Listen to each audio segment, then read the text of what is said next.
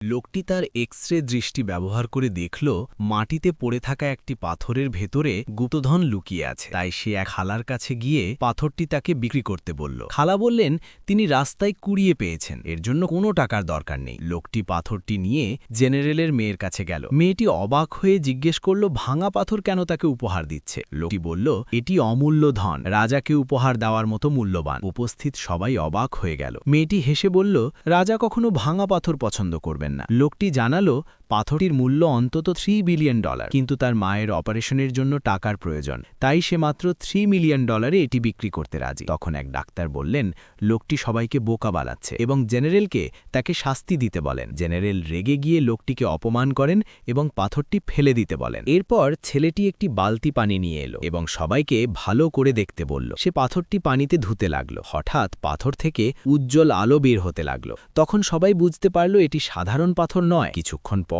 পাথরটি পানির ভেতর থেকে তুলে আনতেই তা ঝলমলে সোনার মূর্তিতে পরিণত হলো। সবাই বিস্ময়ে বাকরুদ্ধ হয়ে গেল। জেনারেল সঙ্গে সঙ্গে $3 বিলিয়ন এটি কিনতে চান, কারণ তিনি বুঝতে পারেন এটি এক প্রাচীন সম্রাটের জেড সিলমোহর। লোকটি সঙ্গে সঙ্গে সেটি জেনারেলের কাছে বিক্রি করে দেয়। কয়েকদিন পর লোকটি জেনারেলের আয়োজিত এক ভোজ সভায় যায়। সেখানে সে তার এক্স-রে দৃষ্টি দিয়ে দেখে এক নারীর পেটে সমস্যা রয়েছে। সে ভদ্রভাবে জিজ্ঞেস করল সম্প্রতি তার কোনো ঘনিষ্ঠ সম্পর্ক হয়েছিল কিনা। মেয়েটি খুব রেগে গিয়ে তাকে চড় মারল। ভেবে নিল সে অসভ্য আচরণ করছে। উপস্থিত সবাই হাসাহাসি করল, কিন্তু লোকটি শান্তভাবে বলল তাকে 7 দিনের মধ্যে অবশ্যই হাসপাতালে গিয়ে চিকিৎসা নিতে হবে, না হলে বড় সমস্যা হতে পারে।